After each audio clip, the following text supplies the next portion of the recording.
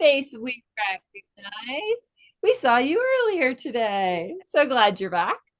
Awesome. Go ahead, Ben. And I now get to officially introduce Mindy Green. Mindy is a parenting and family communication coach, author, speaker, and former school social worker. She helps parents understand behavior through personality and brain science so they can reduce power struggles and build stronger relationships. Her work emphasizes nervous system regulation and the belief that leadership begins as parents. She supports parents in building capacity to respond with more calm, clarity, and connection in the moments that matter most. Welcome, Mindy. It is a pleasure to have you here today. Thank you so much for joining us. I'm so glad to be here. And I'm just so amazed and impressed by all of the speakers so far. So it's just been a really great summit. Thank you so very, very much. And, Mindy and I, just, transparency there. We've been in the same circle for a couple of years now. She's actually been on a previous summit, but that's one of the reasons why I wanted to bring her back, right? Her perspective on how we can really help these parents get rid of some of that invisible load, right? Of that things that are weighing us down and really helping us maybe not understand our kids as well as we want to, or not being as good of a parent as we want to. Again, you're not failing. It's just time to maybe explore a little and see what you can improve a little bit. So, Mindy, why this passion? What is about, sharing these messages that really makes your heart sing? I'm going to be, as you said, I'm going to use the word transparent here, that I remember when I was raising my four children and I homeschooled for 18 years, that I always felt like this low hum like in the background. And I was like, and I was doing all the things and I was pushing myself. And then there came a day that I realized what that vibration, that internal hum was. It was me, it was my nervous system. And I was so dysregulated. And that's when I just thought, I could go back into social work. I really don't, back into the schools. I really didn't want to do that because things have changed so much. There's so many more responsibilities and things that behaviors that we're having to deal with that I thought I could do a better job of helping families figure this out if I worked with them and then help them to send their kids into the school or homeschool or whatever it was by better understanding themselves and what they value. Absolutely love that. Yeah. And then, it's one of those things that a lot of us have that shift in change, right? Why did I leave the school? Because I thought I could do more good for parents doing this and talking with parents and coaching parents on the outside. So, after I had hurt myself and my life fell apart, it's like I started getting into psychology and personality science. And I went through a lot of different personality tests. Some of them were a little too rigid for me. And it's like, oh, this is who you are. And it's like, no, that's not who I am. And DISC was one of them that was in business. The one that came to me most appropriately for me was the MBTI. But through that process, it's like, how come I didn't know this stuff as a kid? How come personality wasn't taught to me? Man, I learned it in my 40s, and it's like this Game changer. information, it's like it for me, it wasn't like, oh, this is who you are. It's like this is your default programming. And it's like, because some of it I intentionally changed over the years and I didn't necessarily know how or why. But then once I started understanding my personality and how my brain worked, I was able to much more intentionally shift things. So, for instance, at a Mexican restaurant, it was always two enchiladas and a taco, cheese enchiladas with onions. It's like no matter where I went, I based it on that. And then I would go back to the same restaurant. Like, oh, I really like this. What I gotta scan the restaurant. And then they said, what do you want? It's like two enchiladas and a taco. Okay. I figured out that that was part of a brain stack that my brain used. And it's like, I feel more comfortable that way. And it's like, oh, really? And once I understood that, now every time I go to a restaurant, it's like, what can I get besides that? And I hardly ever order the same thing twice. I want to, but at the same time, I am having such a better time at restaurants exploring and getting new foods and flavors. So, but until I understood my personality and that's what my default programming was, not who I was, that then I was able to start making different decisions. And so many people think that, oh no, you're going to label your kids and that's it. But that's not true. Can you expand on that a little bit? Yeah, definitely. And I think, one of the things that I often talk to parents about and remind myself of too with my own kids is that we do have all of these different traits, right? And so, our brain is often looking for shortcuts because it doesn't want to expend extra energy. And so that's where those, neural pathways have been created. So it's like it's often playing this record, that has the deep grooves in it, right? And it doesn't move from that without action or some type of intention behind it, right? Um, so when it comes to the disc, for instance, and I like it because it's been adapted. The coach that I learned this from adapted it from what had been in uh, what had been used in business. So this really looks at personalities, the dynamics in the family, and where there can be strengths and also there's tensions. And so what I often share with parents is that our basic personality traits stay the same, but they can one part of our personality or one trait can become more dominant based on what circumstances we were in. So, for instance, for those who don't know what DISC are, DISC stands for it's four different types of personalities. So there's the D is dominant, the I is inspiring, S is supportive, and C is cautious. So those are just basic terms to understand those personalities. And so I share that because my own personality is I'm an S, so I'm supportive, and so I'm very people oriented, and I'm also an I, which is people oriented too. And the when I don't kind of control that I, it's like that's the impulsive piece. That's the part that like I have ideas, and then there's inaction though, because I'm great at ideas, but not at the implementation. So then that's where my C comes in because I also have C, and that's the cautious type. So that's just the facts, ma'am, and being a little bit more organized. So I'm having to tap in when I'm functioning at my best, or when kids are functioning at their best, or us as parents, we can balance those, and but some of them do become more dominant in those times that we're not functioning as well, or we're at capacity, or we're burned out, or you put it in the blank there, what it could be. Did I Right. answer your question, Herb? I believe you did.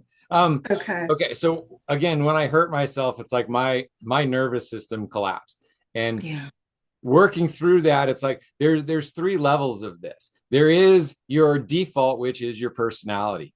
And then on top of that, you build your character. That's who you want to be. That's why sometimes when something goes wrong and you do something, people say you're acting out of character because you're switching, you're lowering out, you've panicked out of your character building to the next level, which is your personality.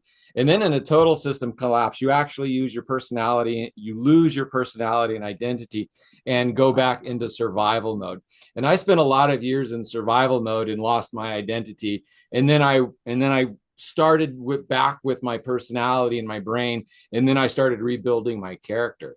And so I have a non-stable identity, which weird thing. But yeah, what you're talking about is so on point with what I experienced before I had really had the words to put it all together.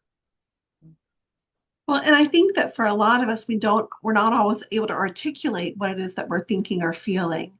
And so that's where, practicing this and, we had the panel discussion earlier, and I think you were the one who had mentioned that some of the things that we're seeing now, like the talk around emotions and all of that, wasn't something that we did as much because we had more opportunity. There was experiential things, we were able to be outside more and working in the garden and or whatever it was, there were these opportunities to connect cause and effect. And so I would say, like, my parents didn't teach me about emotions, and there weren't really, it was a very short list of what was an acceptable emotion, and talking about them was like a big no-no, right? So I think that there is a positive aspect of this now because our kids do feel more comfortable expressing their emotions. And I think that we need to be able to tie in then, and this is like the simplistic perspective on this. It's like we need to tie in that emotions. You can have the feeling or the emotion, but it's what you choose to do next with it that's important. And so I think as parents, that's where we can model that.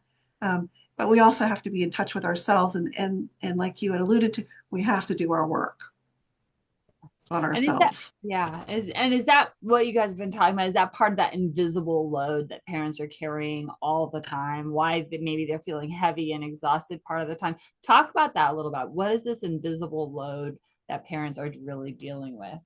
Yeah, so I want to really give a good definition of this, and and I'm very like visual, so it's like I like to do it that way because that's what makes sense to me, my personality, right? So it isn't just what we do, it's also what we carry.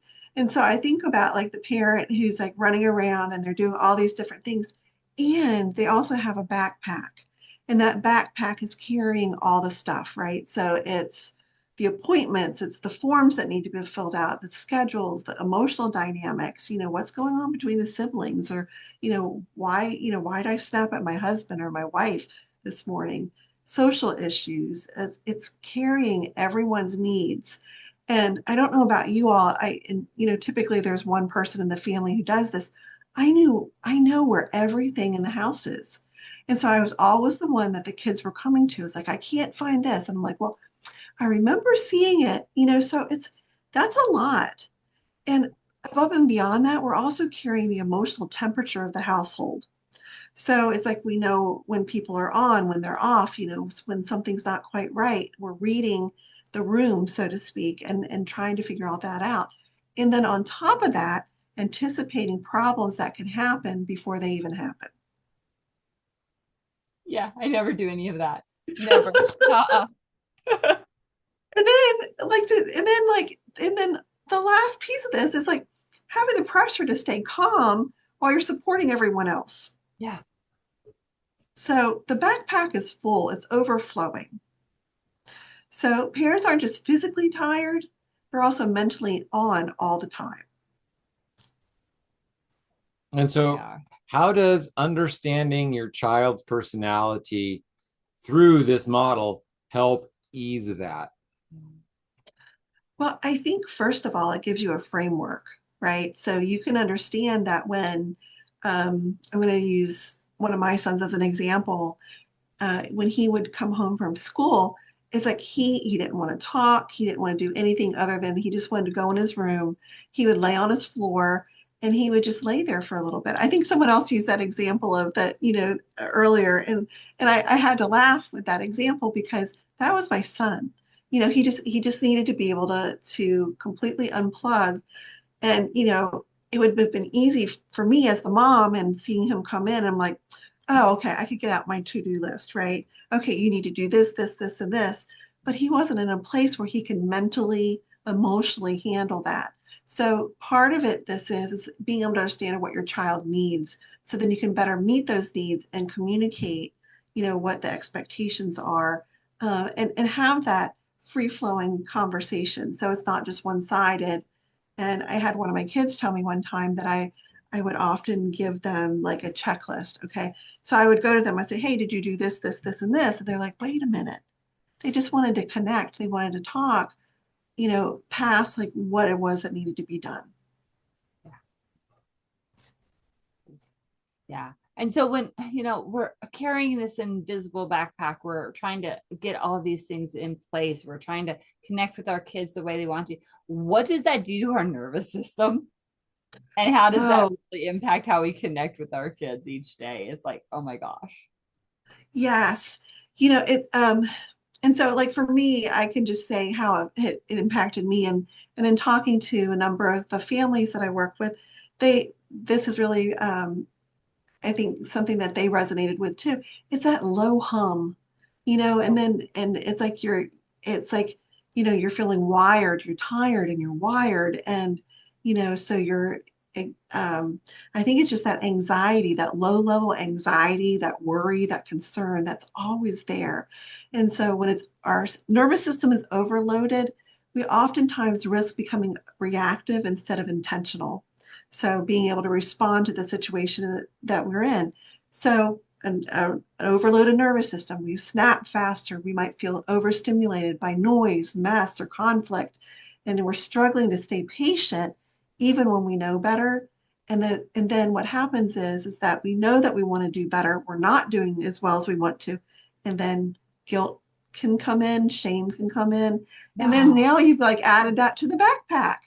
Right? Add that in there. Yeah. Oh my gosh, put me on a freeway, a crowded freeway, Oh, and boom. all of my, oh, I want to be this way. Oh, I'm like that. Look, out the window. Gone. It's like suddenly I'm acting out of character. Yeah. Right. And Yeah. I realize that as there's technology and electronics in the house and things like that, right? One person could be listening to music over here, and another person could be listening to a story over here, and I'm trying to do something on my device here, and all of a sudden my nervous system just freaks out. It's like, just stop the noise. I can't handle this thing coming from this way and this thing coming from this way and me trying to do this. And yeah, just that whole nervous, basically a meltdown, right? Right. Yeah. Then it like, we talk about like circuit boards like getting fried, it's like our nervous systems are fried and we can't handle one more, like a touch, a sound, anything that's incoming. And I had one mom say to me a couple of weeks ago that she'd been really struggling with this, like that load. And she had gone out into her garage. She got in her car. She didn't let anyone know where she was. And she just sat in her car for about 15 minutes because it was completely quiet. There wasn't the hum of a fan. There wasn't like the noise of the ice maker, dumping ice or any of that because it wasn't even like noise that was like her kids were making. It was just like even the noise in the environment. It was just too much. Yeah.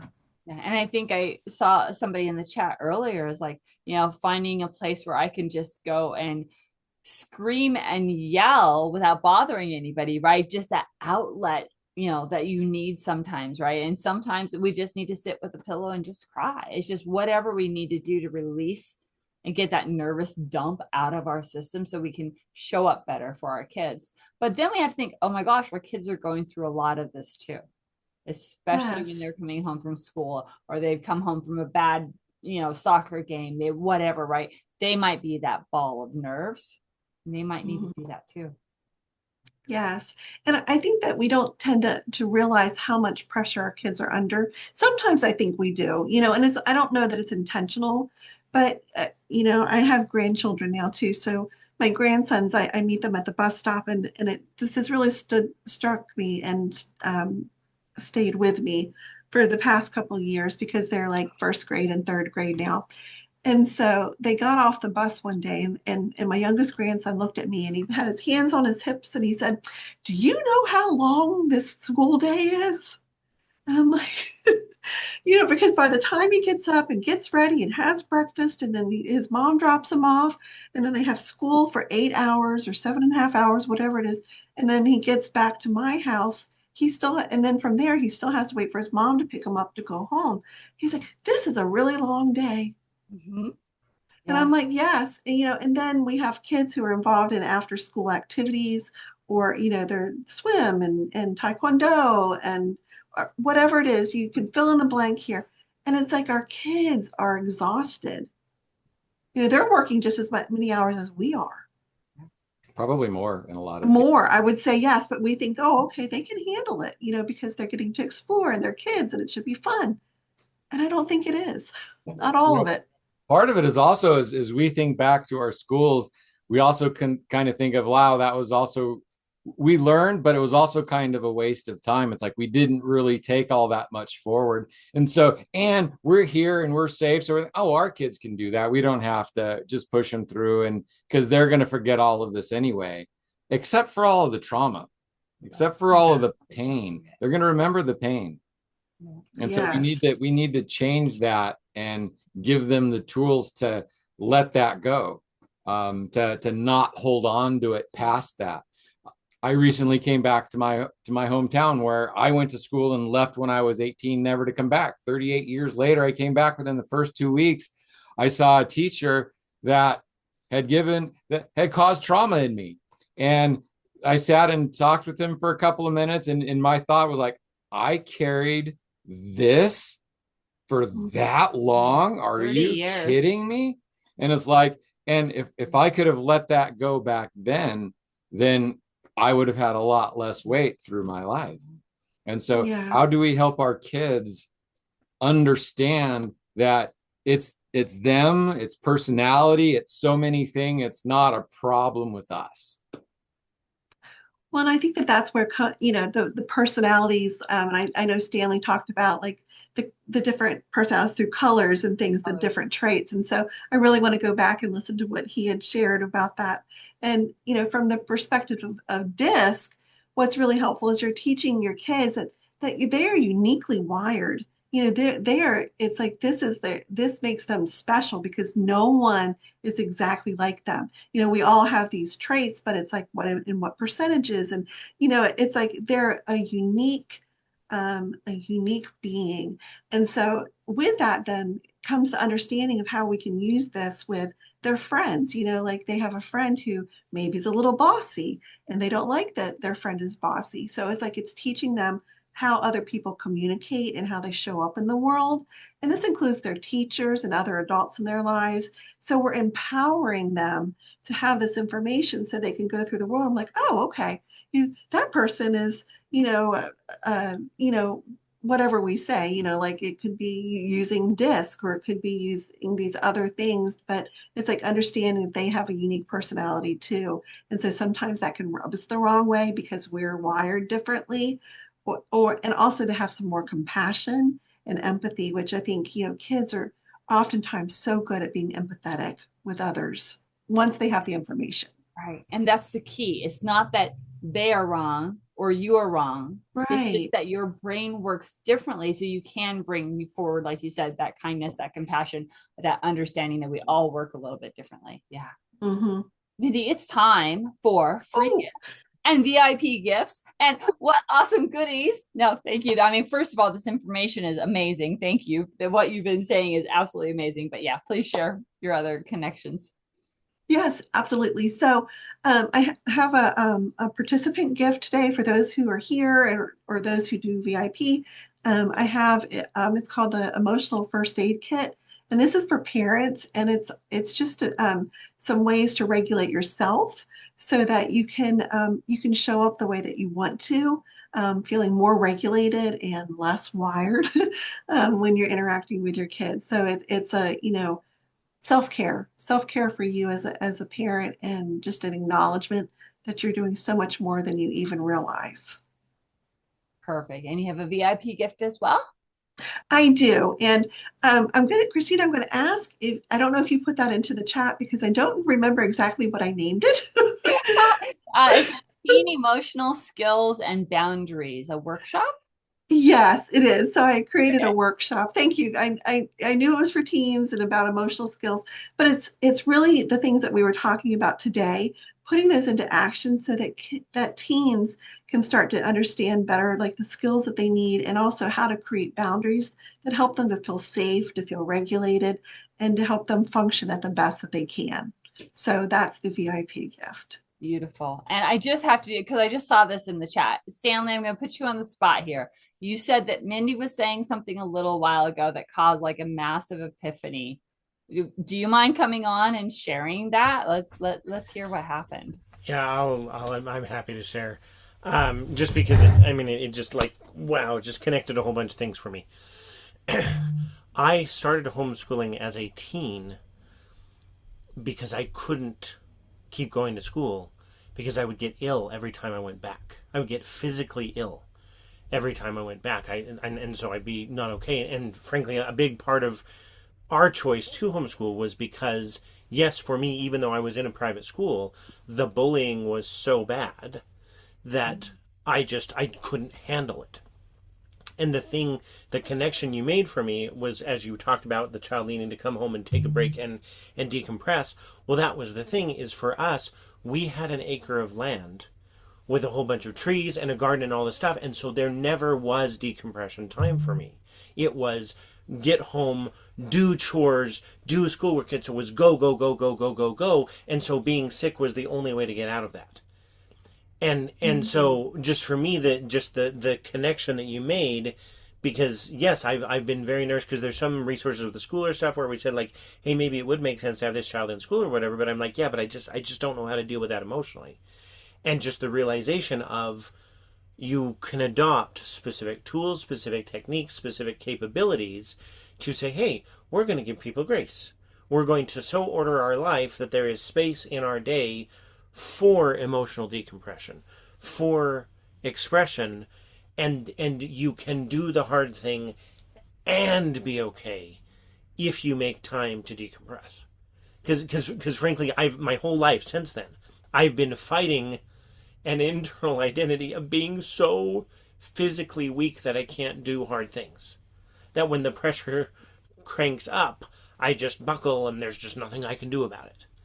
And so just the whole realization of, wait, hang on, if you give space so that you can process it, you can do hard things and it can be okay and it can be awesome and you can be high achieving and you don't have to just stuff emotion and try and be okay. So anyhow, just it, like 6 things just suddenly connected. So yeah, big deal. Thank you. That's beautiful. Thank you, Stanley, for being brave. Stanley, yes. Sharing that. Oh, goodness. Oh, yep, Mindy. Sorry. Thank you so much, Stanley, for sharing that. And I think that I know we're we're past time, but I just wanted to say that so many of us carry stories like that from our childhood, and and then we take that into adulthood and think that we are not good enough, that we don't have what we need to be able to really show up in the way that we want to for ourselves, for our kids, for the world. And what a wonderful awareness that you had. And you're right that we can create those spaces, and that's what we can do. That's by this awareness and this knowledge so that we can do hard things, and we don't have to do it all at once. And so thank you. Just, yeah, I'm rambling, but thank you. And being that model for our kids to show them. And that is why we created the summit, to bring more people together, to get this information and share it. And it's like, ooh, there's an aha. And even in the sharing of the aha, that spreads and it increases. And get the VIP. Tell more parents, right? We're going to spread this out. Promoting this after the summit, right? If you have had any kind of epiphany or, knowledge that has been dropped for you, and another parent, right, it's going to be out there, they're going to be able to either get the VIP or they're going to be able to watch the replays, whatever. Please share this around. Help everybody. Okay. Awesome. Mindy, thank you. Stanley, thank you again for jumping in here. We got to go take a very quick break because we have another amazing speaker. And be sure to come back. There's a lot of experiential in the next speaker. So we are going to be doing stuff. So come back. Okay. Bye for now.